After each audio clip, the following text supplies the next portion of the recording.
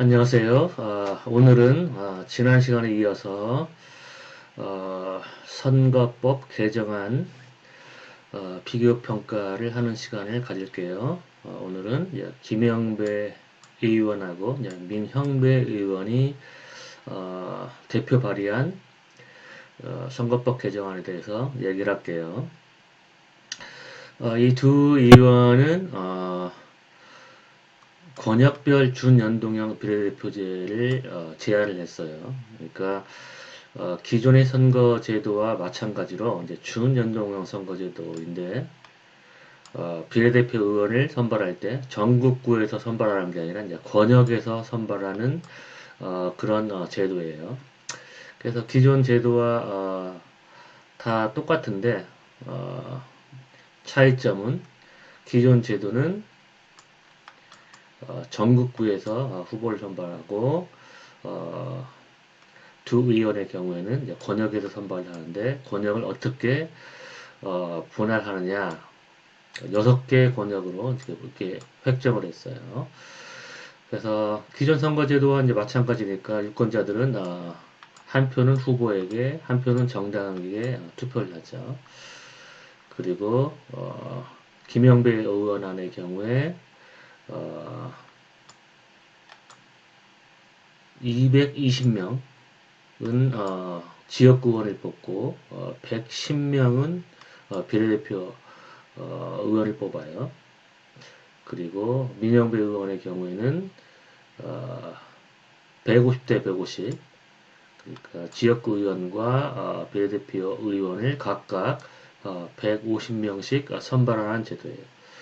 그리고 기존 선거제도와 마찬가지로 지역구 의원은 소선거구에서 단순 다수제로 선발하는 방식, 그러니까 최다 득표자가 각 지역구에서 당선되는 방식이에요.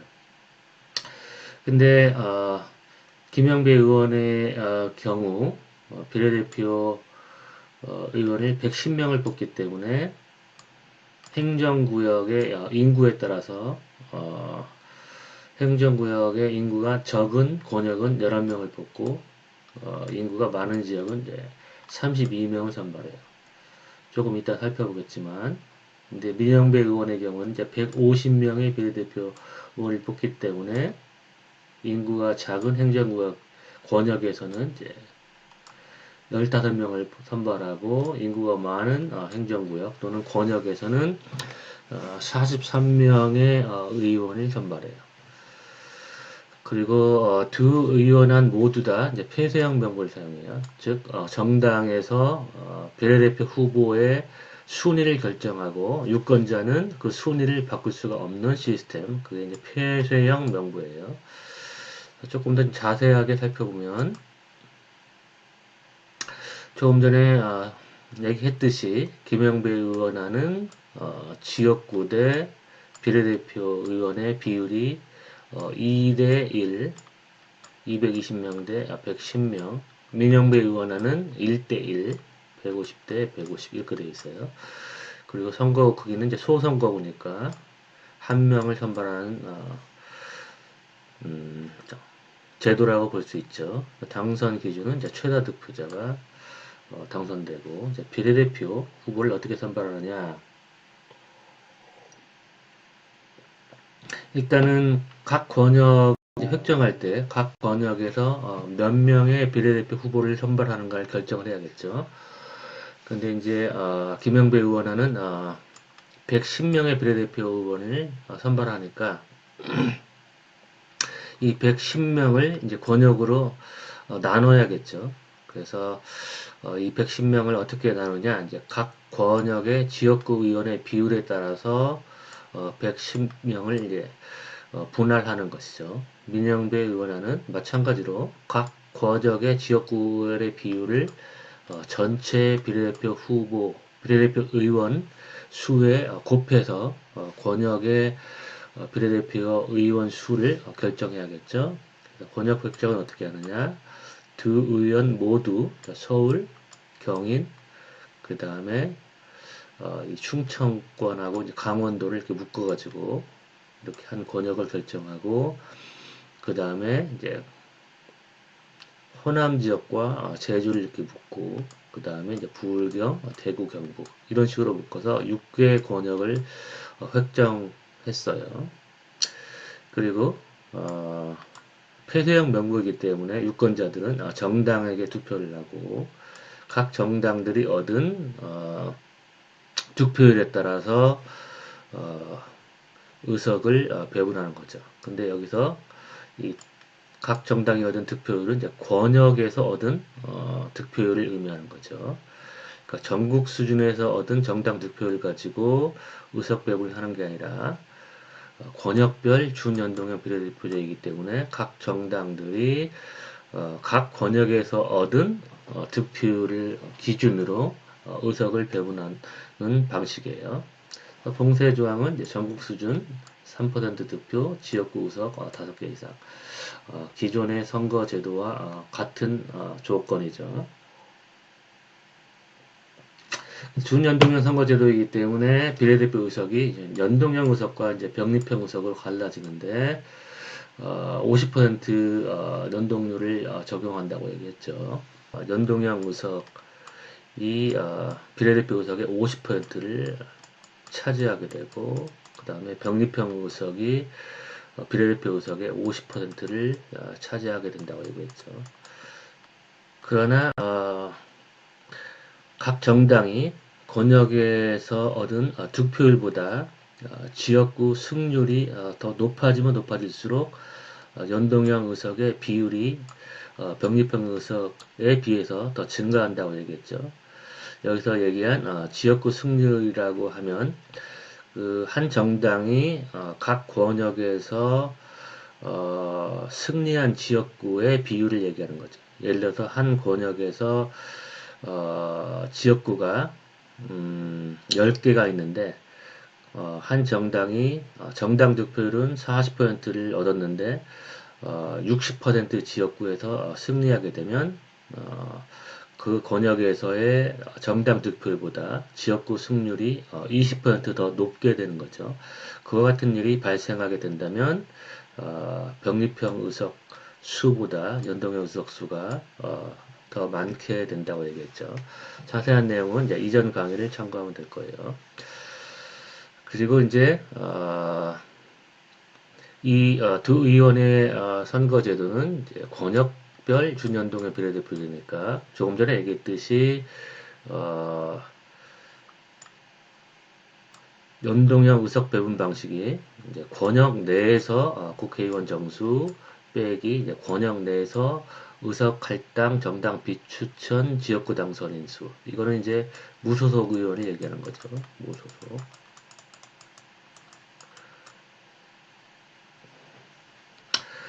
그리고 이제 그 다음에 곱하기 권역 내에서 의석 할당 정당 득표 비율.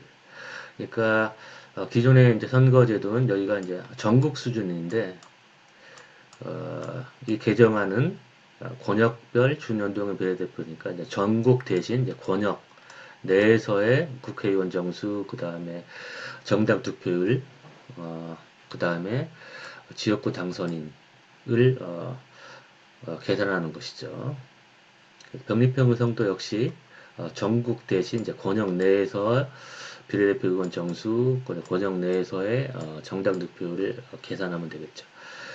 명부 유형은 기존 방식과 마찬가지로 폐쇄형, 그다음 당선 기준은 정당이 추천한 후보의 순위에 따라서. 그래서 위성 정당을 방지하는 방안은 김영배 의원안의 경우에 제시되지 않았고, 반면 이제 민영배 의원은 이제 별도의 개정안에서 그 민영배 의원안이 제안한 개정안은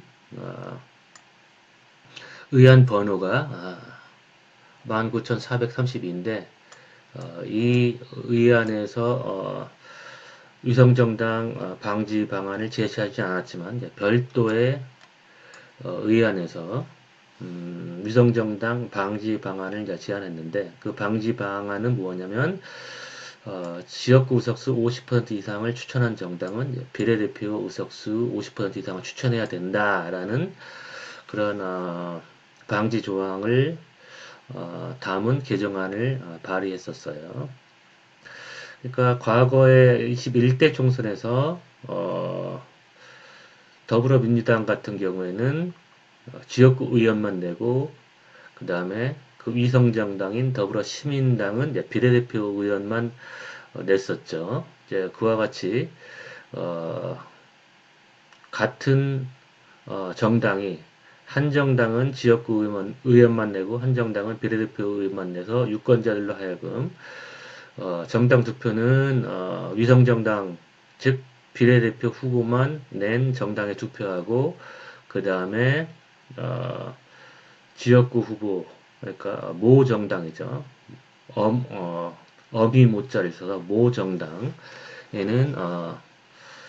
지역구 후보 투표만 할 수 있도록 했었죠. 21대 총선에서는. 근데 이제 그와 같은 걸 방지하기 위해서 이와 같은 조항을 마련을 했는데, 근데 이 조항은 크게 실효성이 없을 것으로 생각이 돼요.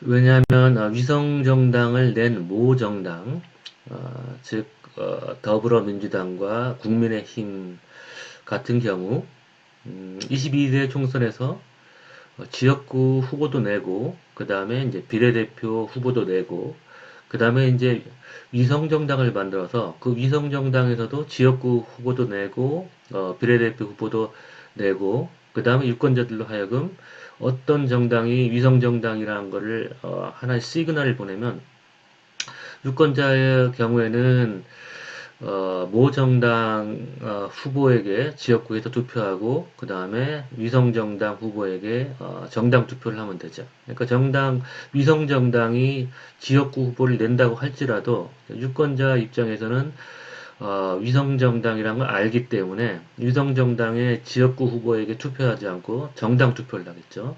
그리고 모 정당에게는 그게 모 정당이라는 걸 알기 때문에 지역구 후보에게는 그 모정당 후보를 지지하고 정당 투표를 하지 않겠죠. 그러니까 실질적으로 이와 같은 조항을 마련한다고 하더라도 유권자들이 어떤 정당이 모 정당이고 어떤 정당이 위성 정당이라는 걸 알게 된다면 그런 시그널을 정당이 보낸다면 유권자들은 모 정당 지역구 후보에게 투표하고 그다음 위성 정당 비례 대표 후보에게 정당 투표를 하겠죠. 그렇기 때문에 별로 실효성이 없다. 그러니까 연동형 제도나 준연동형 제도는 구조적으로 위성정당을 만들 수밖에 없고 그 위성정당 창당을 실효적으로 막을 방법은 없다. 그렇게 봐야겠죠.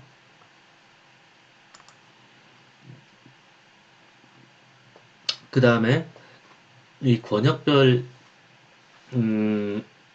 비례대표제의 이제 문제는 뭐냐면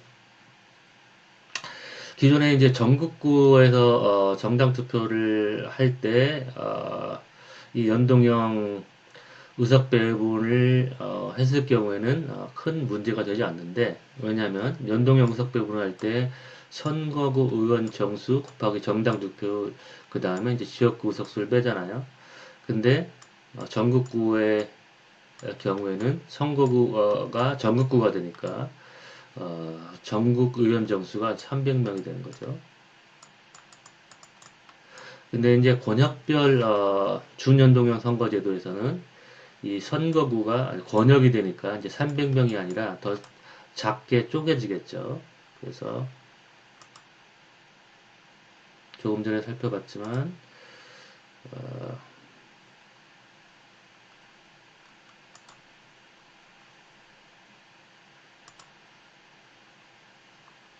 김영배 의원 안의 경우에 비례대표 후보의 수가 작은 권역에 11명이 배치되는 거죠. 그리고 이제 비례대표 후보의 수와 지역구 후보의 수가 1대2의 비율이기 때문에 의원 정수, 제일 작은 권역의 의원 정수는 비례대표 후보 11명 플러스 지역구 의원 22명 해서 33 명이 되겠죠. 그러니까 제일 작은 권역에서는 11명의 비례대표 의원과 22명의 지역구 의원을 뽑게 되겠죠. 그래서 의원 정수가 제일 작은 권역은 33으로 줄어들게 되는 거죠. 그러니까 전국구의 경우에는 의원 정수가 300인데 이 권역별 비례대표제에서는 제일 작은 권역의 의원 정수가 33으로 줄어들게 됐죠. 그런데 그렇다면 왜 이와 같은 의원 정수가 줄어드는 게 문제가 될 수가 있느냐? 그거는 왜냐면 189조 2항 1호 때문에 그런 거예요. 그러니까 이 어, 선거법 조항은 전국구에 맞춰서 만든 조항이에요.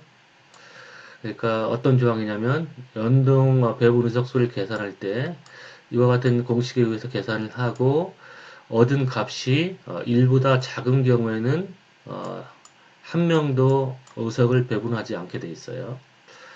그리고 1보다 큰 경우에는 예를 들어서 뭐 1.5다 이 공식에 의해서 계산된 값 결과가 1.5일 경우에 이걸 이제 반올림해서 1.5의 경우에 이제 2명을 배분하는 거죠. 근데 이 공식의 계산값이 1을 넘지 못한 경우에는 이제 한 명도 배치하지 않게 되는 거죠. 그런데 이제 전국구를 이제 권역 선거구로 치르게 되기 때문에 이제 권역은 전국구는 이제 쪼개게 되면 권역 선거 의원 정수가 이처럼 다양한 가능성을 생각해 볼 수가 있죠. 10명부터 예를 들어서 이제 40명 정도 이제 권역을 우리가 생각해 본다면 10명 선거구의 경우에 어떤 일이 발생하냐면 이 공식을 그대로 적용하면 선거의원 정수가 10명이니까 10명 그 다음에 만약에 10%를 얻은 정당의 경우에 이제 10%를 곱하겠죠. 그 다음에 이제 지역구 의석수. 근데 군소정당은 이제 소선거구에서는 의석을 차지할 가능성이 없기 때문에 0이라고 가정을 하면 빼기 0 하면 10 곱하기 10에서 10%죠. 이게 1이 되겠죠. 연동의 경우에 그러니까 이 부분이 이제 1이 되는 거죠. 근데 거기다가 이제 준연동형에서는 50%를 곱하니까 여기다가 50%를 곱해서 0.5, 1 곱하기 0.5에서 0.5가 되는 거죠. 그게 바로 이 부분이죠. 그러니까 10%를 얻은 정당이 의원 정수가 10인 권역선거구에서 얻을 수 있는 연동 배분 의석수가 바로 0.5가 되는 거죠. 근데 이 189조 2항 1호에 의하면 이럴 경우에 이게 1이 넘지 못한 경우에는 한 석도 주지 않는 거죠. 그러니까 예를 들어서 10%의 정당 득표를 기록한 정당이 10의 의원 정수를 가진 권역에서는 한 석도 의석을 못 가져가고 심지어 권역의 의원 정수가 15인 경우에도 이 값이 연동 배분 의석수의 값이 0.75밖에 못 되기 때문에 한 석도 못 가져가게 되는 거죠. 그러니까 정당 득표율이 10%를 한다는 건 상당히 쉽지 않죠. 한국의 상황에서는. 근데 10%를 얻어도 권역의 의원 정수가 15인 그런 권역에서 한 석도 못 가져가게 되는 거죠. 그리고 5% 정도를 확보할 수 있는 그런 군소정당을 생각해 보면 5%를 얻은 군소정당이 연동 배분 의석을 가져갈 수 있는 권역은 최소한 권역의 의원 정수가 40인 경우에는 비로소 이 연동 배분 의석수의 값이 1이 되기 때문에 한 석을 가져갈 수 있게 되는 거죠. 그렇지만 40보다 권역 의원 정수가 작게 되면 연동 배분 의석수가 1보다 작기 때문에 5%를 확보한 정당은 연동 배분 의석을 한 석도 못 얻게 되는 거죠. 그러니까 전국구에서 우리가 준연동형 선거제도를 채택했을 때는 선거구 의원 정수가 300이기 때문에 당연히 300은 40보다 크기 때문에 연동의석, 연동형 의석을 가져갈 수 있지만 권역별 선거제도를 채택하게 되면 이 300을 잘게 쪼개가지고 작은 권역이 형성되기 때문에 이 40보다 의원 정수가 40보다 작은 권역이 형성되게 되면 이 군소정당이 연동형 의석을 못 가져가게 되는 거죠. 근데 연동형 제도의 취지는 군소정당에게 유리하게 군소정당이 얻은 득표율만큼 가능한 한 의석을 배분하기 위함인데, 이와 같은 189조 2항 2일호의 규정 때문에 오히려 권역별 선거제도에서는 이 군소정당들이 의석을 한 석도 못 가져가게 되는 경우가 발생하게 되는 거죠. 그러니까 왜 이런 문제가 생기느냐? 기존의 이 전국구 수준에서 적용했던 이 공식을 그대로 권역별에서도 적용을 했기 때문에 그런 거죠. 그러니까 전국구 준연동형 선거제도에서는 이제 이와 같은 조항들이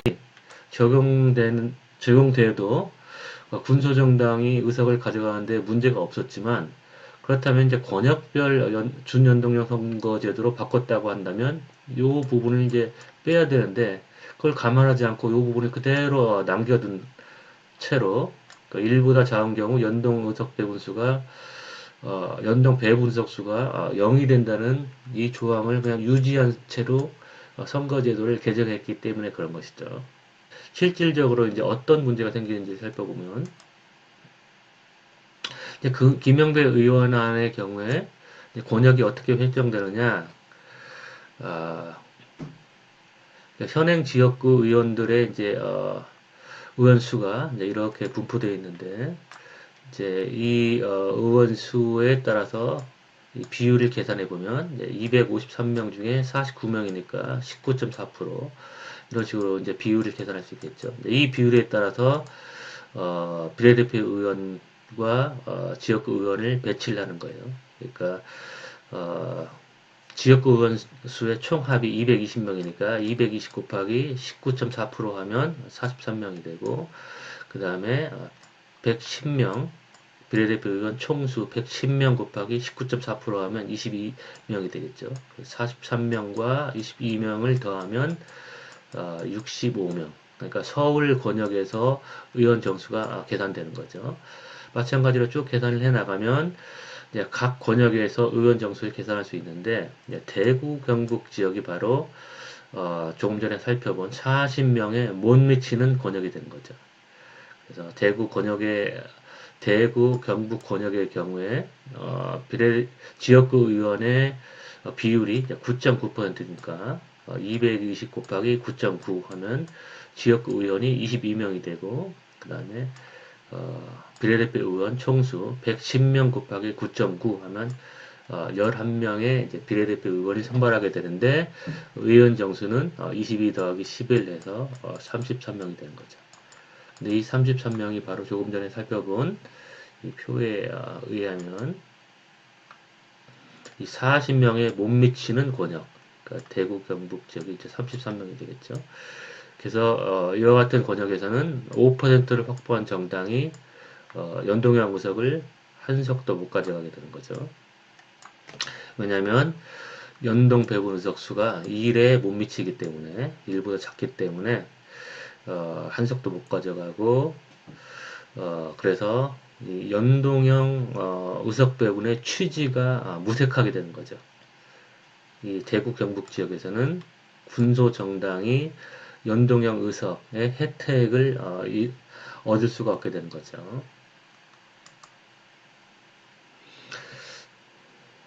그래서 대구 경북 지역에서 군소 정당이 한 석이라도, 연동형 의석을 한 석이라도 얻기 위해서는 몇 퍼센트 정도의 득표를 해야 되느냐, 약 6.1% 이상을 얻어야지 대구 경북 지역에서 한 석을 가져갈 수 있어요. 왜냐하면 6%만 얻었을 때는 대구 경북 지역에서 연동형 의석 수가 어떻게 계산되냐면 의원 정수 곱하기 정당 득표율, 그 다음에 나누기 2. 물론 여기 지역구 의석수를 빼야 되는데 지역구 의석 수가 0이 될 테니까 군소정당이 지역구에 승리하기는 어려우니까 이제 0이 되겠죠. 그래서 여기 빼기 0을 여기 생략한 거예요. 그래서 0.99가 되니까 이게 이제 1을 넘어야지 한석을 배분하는데 1을 넘지 못했기 때문에 6%를 얻어가지고는 대구 경북 지역에서 한석도 연동형 의석을 얻을 수가 없게 되는 거죠. 근데 이제 6.1%를 얻게 되면 비로소 이 값이 이제 1이 되니까 연동형 의석을 얻게 되는 거죠. 그 다음에 10%를 이제 득표한 정당을 가지고 어느 정도의 비례대표 의석을 얻을 수 있는가를 계산해 보면 예를 들어서 서울 지역을 예를 들어서 의원 정수 여기가 64 오타가 났네요. 65로 보고 65 곱하기 10% 나누기 2. 그 다음에 요 수치는 뭘 의미하냐면 그러니까 준연동형에서는 이제 50%의 연동률을 가지고 있으니까 50% 의석이 비례대표 연동형 비례대표라고 가정을 하고 나머지 50%의 의석은 병립형으로 배분된다고 가정했을 때 50%는 병립형, 50%는 연동형. 그쵸? 근데 이제 비례대표 의원 총수가 22명이니까 22명의 50%, 22명의 50%가 이제 병립형 의석이 되겠죠. 배분되어야 될 병립형 의석. 그런데 10%를 득표한 정당의 경우에는 그러니까 총 11석의 10%를 가져가겠죠. 그러니까 나눠져야 될 병립형 의석이 지금 11석이 남아 있는데 11석 중에서 10%를 가져가게 되겠죠. 10%를 득표한 정당은. 그러니까 요 부분이 연동형 의석, 요 부분이 이제 병립형 의석. 그래서 요거를 이제 계산해 보면 3.25 더하기 1.1에서 4.35가 되겠죠. 그리고 이제 경인 지역에서도 마찬가지 방식으로 10%를 득표한 정당이 연동형 의석과 병립형 의석을 몇 석씩 가져가는지 이렇게 쭉 계산을 해보면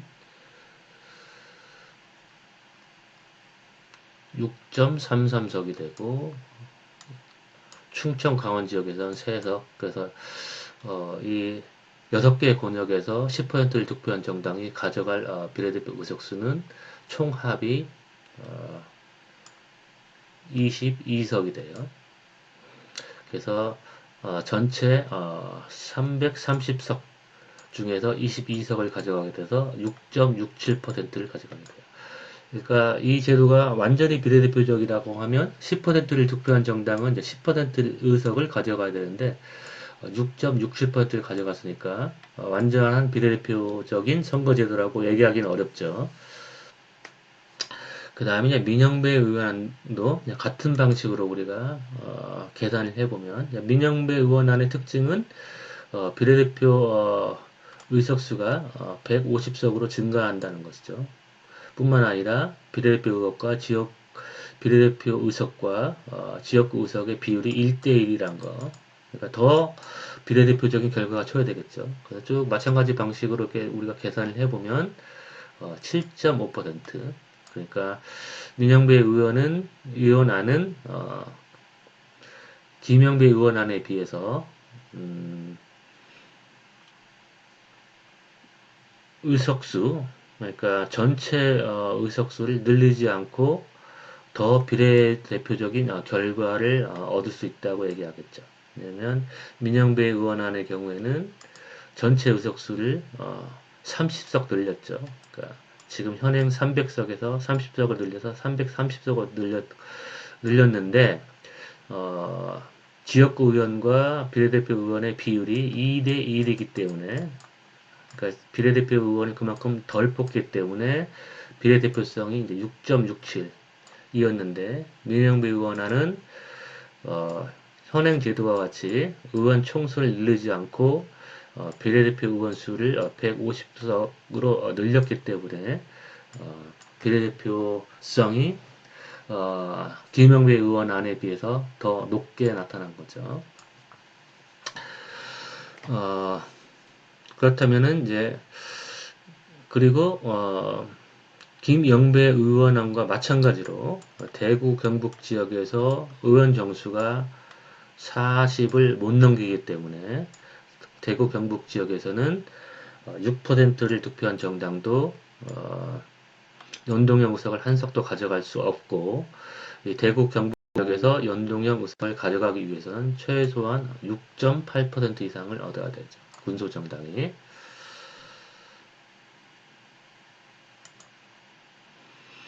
그래서 두 의원안을 이제 종합적으로 평가해 보면 비례성 제고 및 다당제 산출 효과부터 살펴보면 비례 의석 수가 이제 증가했죠. 이 전 시간에 살펴본 전재수 의원안 그리고 이탄희 의원안에 비해서 비례대표 의석수가 상당히 증가했죠. 전재수 의원안의 경우에는 비례대표 의석수가 47명이었고 이탄희 의원안의 경우에는 77명이었죠. 반면에 김영배 의원안은 비례대표 의원 수가 110명, 그 다음에 민영배 의원안은 150명으로 늘어났으니까. 그래서 조금 전에 살펴봤듯이 비례성이 상당히 증진되었고, 지난 시간에 살펴본 이 두 의원안의 비례성을 보면 두 의원의 경우에 비례성이 각각 5.3, 6.2였는데 김영배, 민영배 의원안은 6.7, 7.5로 상당히 향상됐다고 볼 수 있죠. 그 다음에 정당 득표율 10% 정당의 의석 배분 결과를 비교할 때 그러나 다당제 산출 가능성이 크게 다르지 않는다. 정당 득표율 이 10% 정도인 정당의 의석 배분 결과를 비교하면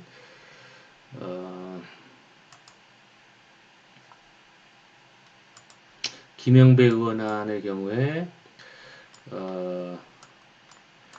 의석을 30석 증가시켰는데 10%를 얻은 정당이 22석을 얻게 되고 안에 살펴봤지만 이탄희 의원안 그러니까 마찬가지로 30석을 증가시킨 이탄희 의원안의 경우에는 20석 10%를 얻은 정당이 20석을 얻는 결과가 나왔어요. 그러니까 2석 차이, 큰 차이는 안 나고 그 다음에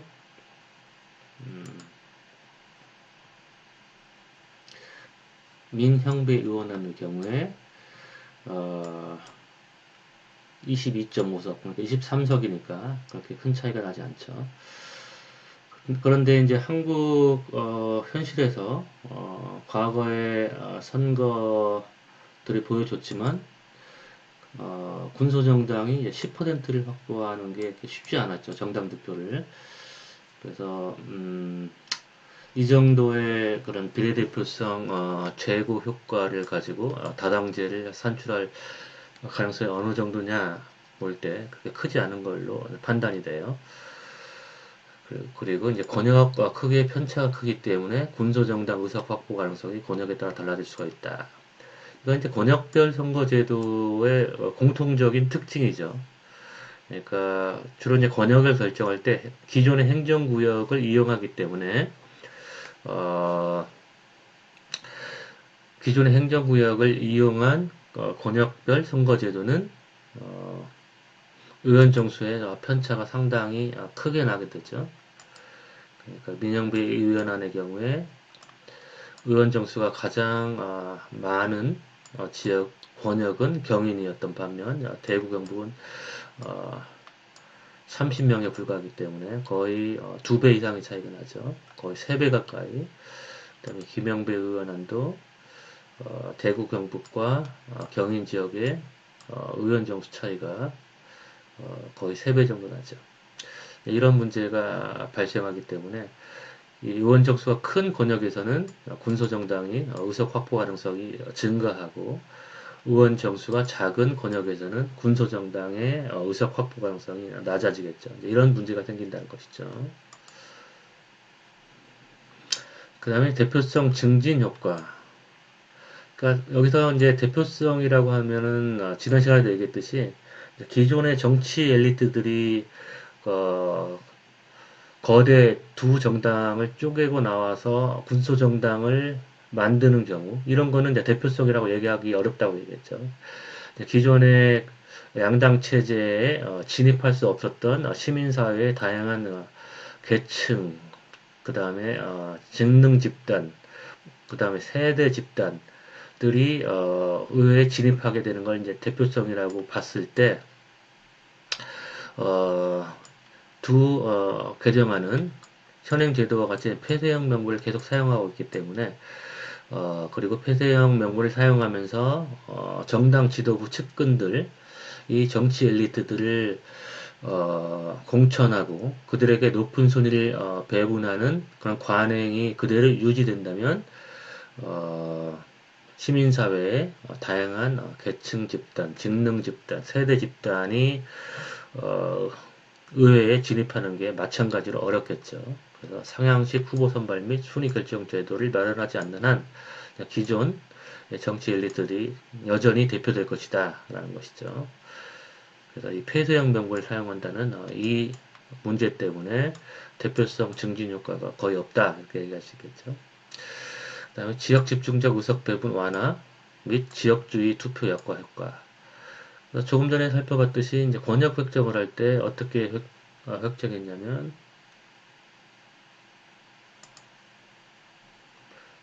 여기 부울경, 대구, 경북, 호남 이런 식으로 이제 획정했기 때문에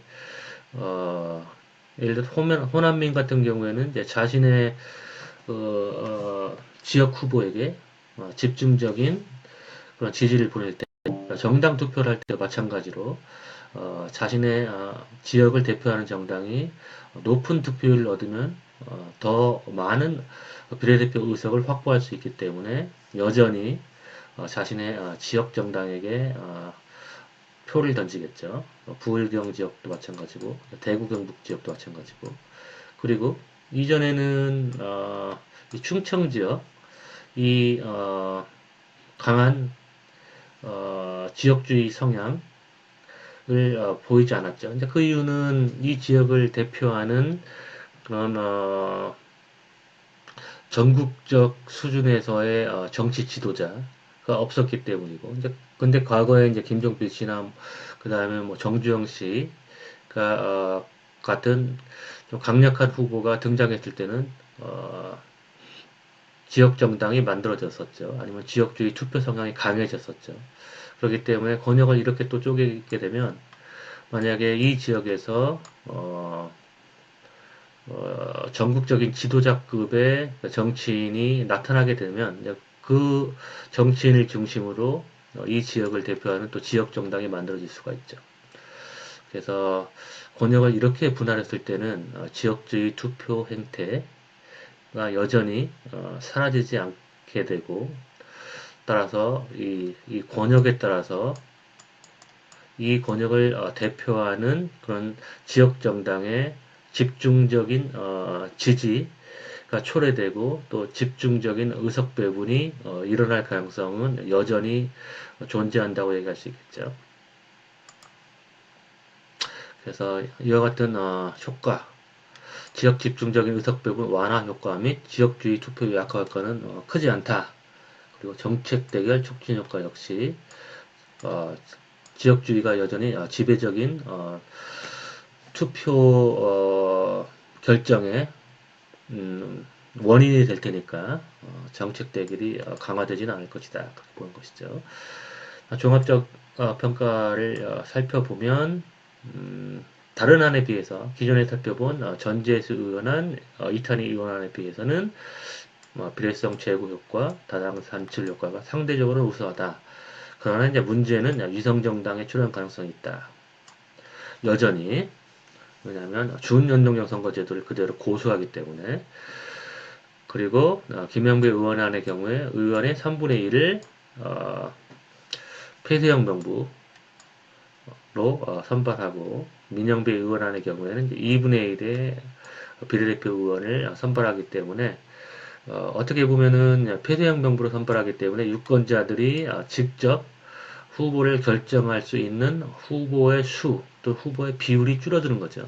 기존의 현행 선거제도에서 6분의 1의 비례대표 의원을, 그러니까 전체 의원의 6분의 1에 해당되는 비례대표 의원을 폐쇄형 명부로 선발했는데, 이 두 의원안의 경우에는 전체 의원의 3분의 1과 2분의 1을 폐쇄형 명부로 선발하기 때문에 국민들이 직접 선택할 수 있는 후보들의 수와 비율이 줄어들게 된 거죠. 이건 단점으로 지적될 수 있죠. 그러니까 비례대표 후보를 상향식으로 민주적으로 선발하거나 아니면은 개방형 명부를 통해서 유권자들이 직접 비례대표 후보를 선발하게 된다면, 그렇다면 대표성 증진 효과가 있고, 그리고 유권자들이 직접 선택하는 후보의 수나 비율이 줄어들지 않겠죠. 그런데 이제 폐쇄형 명부를 사용했기 때문에 이건 비례대표 의원 수를 늘린다고 하더라도 비례성은 제고되지만, 또 다른 부정적인 측면은 유권자들이 직접 선발할 수 있는 후보의 수가 줄어든다는 그런 면이 단점으로 지적될 수 있겠죠. 그리고 이제 김영배 의원안은 지역구 의석이 23석만 감소하게 되는 거죠. 그렇기 때문에 이 비례대표 의원 수를 늘릴 때 항상 지적되는 문제가, 비례대표 의원 수를 늘리다 보면 지역구 의원 수를 줄여야 되니까 지역구 의원들의 반대로 이제 비례대표 의원 수를 늘리는 게 불가능하다라는 그런 면들이 지적됐는데, 김영배 의원안은 지역구 의원 수를 크게 줄이지 않으면서 비례대표 의원을 증가시켰기 때문에 지역구 의원의 지지 가능성이 높다고 얘기할 수 있겠죠. 근데 문제는 뭐냐면 의원 수가 또 30명이 더 증가하기 때문에 의원 수 증가를 반대하는 국민 여론, 심지어 이제 국민들은 의원 수를 줄여야 된다는 여론이 압도적이에요. 그렇기 때문에 이와 같은 여론을 어떻게 극복하는가가 이제 관건이 되겠죠. 그래서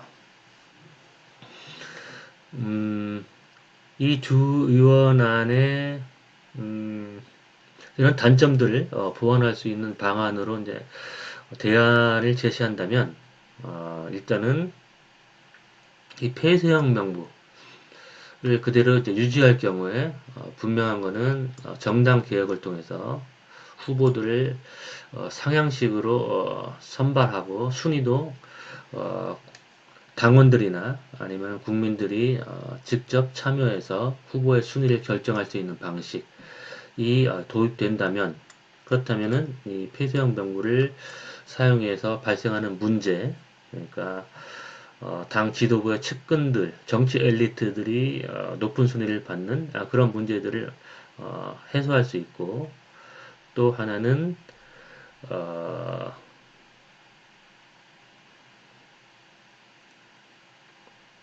이 권역을 나눌 때, 그러니까 기존의 행정구역으로 나눴기 때문에 지역주의 투표가 그대로 유지될 가능성이 높기 때문에 기존 행정구역으로 권역을 획정하는 대신 서울, 경인, 그 다음에 이처럼 대전, 충청, 강원, 경북 이렇게 묶고, 그 다음에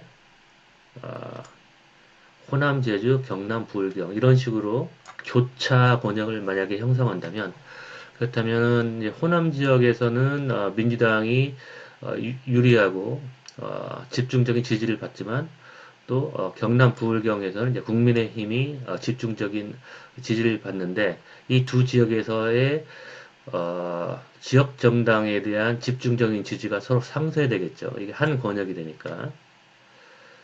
그래서 예를 들어서 호남 지역에서 민주당이 한 뭐 85에서 90% 지지를 받는다고 할지라도 국민의힘이 경남 부울경에서 한 70%의 지지를 받으면, 그러면은 이 권역에서는 국민의힘에 대한 지지가 예를 들어서 불경 지역 70% 플러스 호남에서 10%. 그래서 나누기 두 지역의 이제 인구가 비슷하다고 감안을 하면 2해서 국민의힘에 대한 지지가 40%쯤 되겠죠. 그리고 민주당에 대한 지지 역시 호남에서는 90%를 받지만 경남 불경에서는 30%밖에 못 받기 때문에 120 나누기 2 하면 60% 이런 식으로 지역 집중적인 그런 지지가 약화될 가능성이 높고, 따라서 이 남부 권역은 뭐 호남을 대표하는 권역이다, 아니면은 국민의힘을 대표하는 권역이다, 그렇게 얘기하기가 어렵겠죠. 뿐만 아니라 이 권역에서 민주당 비례대표 후보의 영남 후보들을 높은 순위에 배치하고, 영남 후보 높은 순위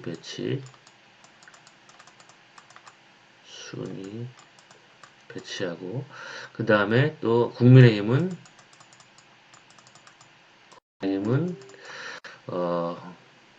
호남 후보를 높은 순위에 배치하면,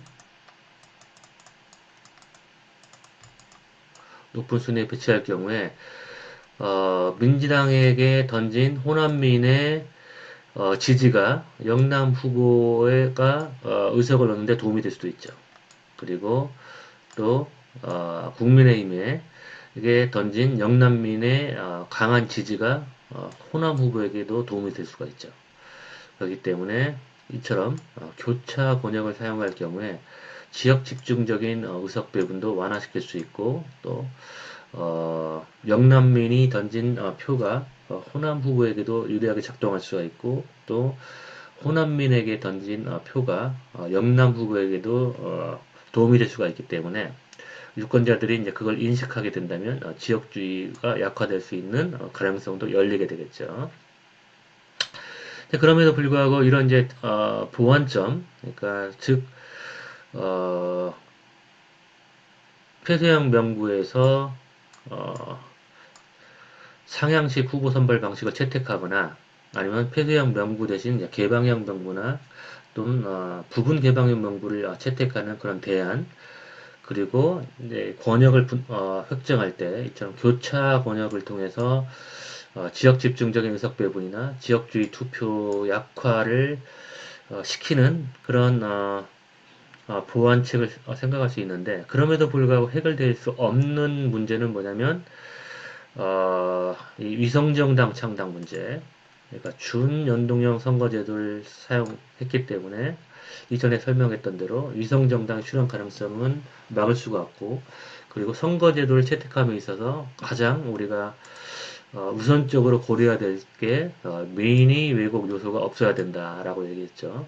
근데 위성정당을 창당하는가 안 하는가에 따라서 선거 결과가 달라질 수 있기 때문에 김영배, 민영배 의원안은 준연동형 선거제도는 이처럼 위성정당 창당 가능성이 존재하기 때문에, 그리고 또 민영배 의원안은 위성정당 창당 방지 조항을 마련했지만 그게 실효성이 없기 때문에 이 김영배, 민영배 의원안 뿐만 아니라 준연동형 선거제도와 연동형 선거제도는 모두 위성정당 창당의 가능성, 즉 민의 왜곡 요소를 가지고 있기 때문에 그렇게 그런 점에서 단점을 보완할 수 없는 그런 구조적인 문제를 가지고 있다고 얘기할 수 있겠죠. 자, 그럼 오늘은 여기까지 강의를 할게요.